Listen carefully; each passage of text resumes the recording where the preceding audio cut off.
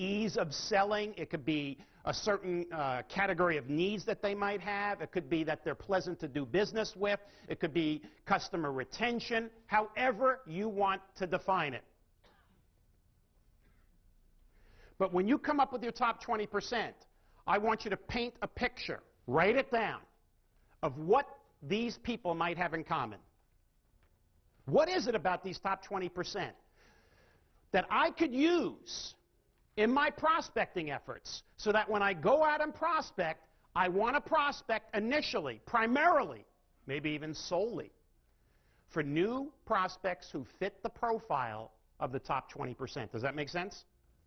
We want to look for new prospects who fit the profile of the top 20%. Now, by the way, the 20-80 rule works the exact opposite way, too.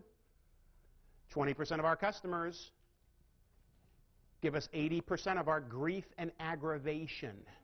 How many of you believe that? How many of you have at least one customer, at least one, that you'd rather not have? You have that? I'd like to fire that person. You know, too often we have focused so much on increasing the number of customers we have. We have focused too much on market share, not enough on profitability. I'm in business for myself, and I learned early, thank goodness I learned early, that there is a big difference, ladies and gentlemen, big difference between gross and net. What would you rather have? Right? If you're a business person, you want net. Net's more important than gross. No question about it. I want profitability. I don't want money-losing, whining, complaining customers. Now, there are businesses today that are actually looking at their customers and saying, you know what? All customers are not created equal. Some are better than others. Some are worse than others. And in fact, the ones where we are losing money, the ones where we are spinning our wheels, the ones that are complaining, the ones that are abusing our employees. You ever have a customer that abused employees? So what they did is they decided that they were going to look at this bottom 20% and cut a bunch of them out. Now, you've heard this whole category about rating your prospects, grading your prospects, A, B's, and C's, right? A is the top 20%, B maybe the middle 60% or so, C the bottom 20%. What they did is they went to the bottom 20%, and they decided that they didn't use, by the way, A, B, and C. They used, they categorized them internally. They do not want this to go out. That's why I'm not mentioning the company name. They don't want this public. But internally, they use their own categorization system. Instead of A, B, C, they used the title from that old Clint Eastwood movie. What was it? The good, the bad, and the ugly. The good, they wanted to keep and nurture. The bad, they wanted to keep and grow. The ugly, they wanted nothing to do with. But I'll tell you this, they didn't just go out and fire the ugly. What they did, and I think this is a great philosophy, they went to the people who were money-losing, whining, complaining customers, and they gave them the opportunity to change. To change to make it a win-win. To change to make it profitable. To change so that they would move up into the B category. Those that refused, they fired. They removed discounts. They made it difficult. In fact, they made it so difficult for these customers that many of the customers simply quit. But the ones that they fired, talk about a great, that was a great financial strategy, but talk about a great competitive strategy. When they fired the customers, they gave them the name and phone number of their biggest competitor. Hey, keep them busy with these people. But the key here, ladies and gentlemen, you want to make more sales, you want to make more profit, you want to have better customer retention, find better prospects. That's where it begins. Now, once we have a prospect and we have approached the prospect, we go into the next stair. And the next stair is the actual face-to-face selling process. Now, I have been a sales trainer. I have trained salespeople as a sales manager, as a college prof, as a professional speaker and sales trainer since 1970. And I will tell you, when it really comes to face-to-face selling, there are only 3 steps.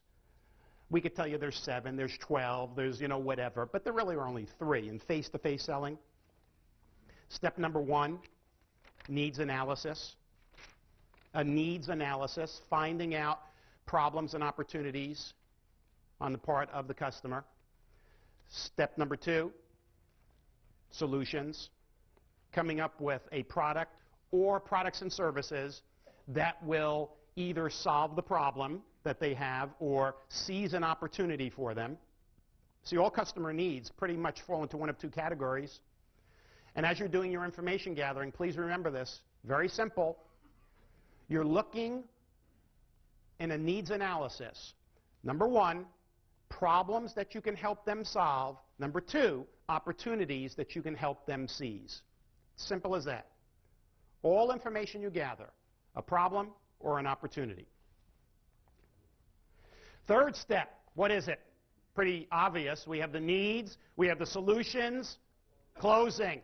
Closing, or getting commitment and implementation. Closing is really a 2-step process, and that is commitment and implementation. And I'll tell you, one without the other, no good. Now you may say, hey, if I get implementation, that's great. I don't need commitment. Well, implementation without commitment leads to buyer's remorse. We don't want that. How about commitment without implementation?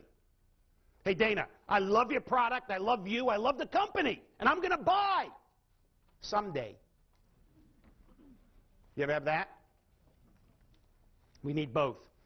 So basically, it's needs analysis, solution, and closure. And by the way, I believe selling is incredibly easy. Making a sale, one of the easiest things you can do. Now, not everybody agrees with me, but I'll tell you this. Here's how easy it is to make sales. All you have to do, overpromise, underdeliver. How many sales can you make? A lot of sales. How many second-time sales to the same person? Probably none. Which now brings us to the third of 4 stairs, and that is repeat customers. You want to get a repeat customer? It's better, instead of overpromising and underdelivering, to do what? Underpromise and overdeliver. That's what you want to do. Here, in building repeat customers, what we do is we rely on a set of service skills. And I can simplify this. You want repeat customers? Consistently exceed their expectations. How many of you have heard that? You have to exceed the customer's expectations? You've heard that? Let me tell you a problem. In order to do that consistently and effectively, there are 3 things you have to do first. Number 1, identify what those expectations are. Customer by customer by customer. Different customers have different expectations. Would you agree? Number 2, manage it. Sometimes customers have unrealistically high or low expectations. Now, if a customer has unrealistically low expectations, you might say, that's a no-brainer, that's good. But it's not. And why is it not good when a customer has too low expectations? Because anybody can meet them. Lower cost, lower quality competitors can meet low expectations. We don't want low expectations. We want them high enough that our competitors can't hit them, but low enough that we can't, which means sometimes customers have unrealistically high expectations. And as good as you might be, as many hoops as you jump through, if they have unrealistically high expectations, you cannot meet them. Have you ever run into an experience where a customer had unrealistic expectations? We want to monitor how well we're doing on an ongoing basis. You ever think about how a guided missile works? Do you realize that a guided missile, one of these super smart missiles, are never on target until they hit the target? If you watch what it does, it's constantly going like this. It's constantly correcting, immediate feedback, correcting until it hits its target. And what we need to do is constantly be monitoring how well we're doing with our customers. Make it easy for customers. Make it non-threatening for customers to tell you when they have a problem, a complaint, a concern, because I think it is an incredible disservice when a customer has a problem and they don't tell you, because they never give you the opportunity to correct it, make it good, to keep them in the fold. I use an analogy here of a red phone. I worked with a company many years ago, fast food chain. They were having a lot of customer complaints, and it wasn't getting resolved. The president got disgusted with it and decided, I'm going to solve it myself. He put a telephone on the counter of every single fast food restaurant. Telephone didn't even have buttons on it, one of these super secret telephones. And it said on a big sign above the telephone, dear customer, if you have a problem at this restaurant that is not resolved to your satisfaction, please pick up the phone. It will ring on the desk of the president, and the president will resolve your problem. So he installs all these phones all over the southeast in his restaurants. Doesn't get a single phone call for 2 weeks. He thinks that the phone company made a mistake in the installation. And he found out that that wasn't the case. Here's what he did find out. Here's why he wasn't getting any calls. You're the manager of the restaurant, and the customer is reaching for the phone. They were jumping over the counter to solve the customer's problem so they would not pick up that phone. So we want to identify, manage, and monitor expectations, and if we do that, we will consistently exceed them. And when you exceed a customer's expectations, you create a moment of magic. When you fall short, a moment of misery. Now, a lot of people, if they could get up to that third step, they would say, I have made it. That's repeat business. That's referrals. But I think that there is a higher step. And that step is called apostle. An apostle. What is an apostle? We don't have many apostles, I'll tell you that. In our customer base, there's not a lot, but I'll bet just about everybody has at least one. An apostle is a raving fan, a business advocate, somebody who is out there in the marketplace preaching the gospel for you. Incredible word of mouth. They're like an unpaid salesperson who is helping you. Now, you don't have to ask them for referrals. What do? They send it to you.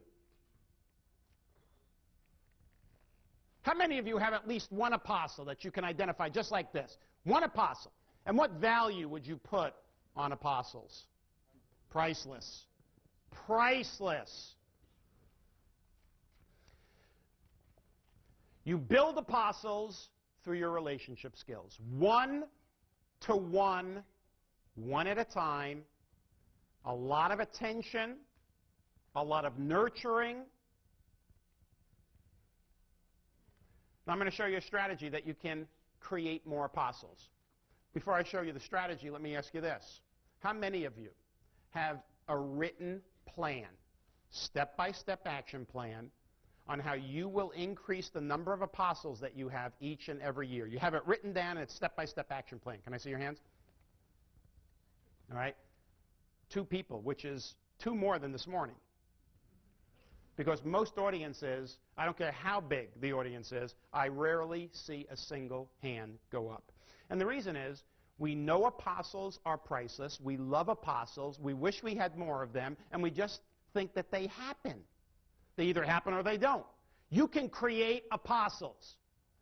Now, I'm going to show you something, and I guarantee you that all the time and money you invested to be here tonight, this one idea will pay it back 1,000-fold. But you need to go back and do it. And herein is the big problem. Unfortunately, many of you will not. You'll say that's a great idea, and you'll go back and you'll get back into the routine of things, and you won't put this into play. By the way, you don't need many apostles to have a significant, sustainable impact in your marketplace. Significant, sustainable. How many apostles do you think you need? It's not a lot. How many? 12. There's a good number. I don't know what that number means. Has a good ring to it. 12 apostles. That's what I want you to shoot for. 12 apostles. Significant, sustainable impact. You only need 12. That's it. Now here's my plan for you. however many apostles you have today, let's say you have 3.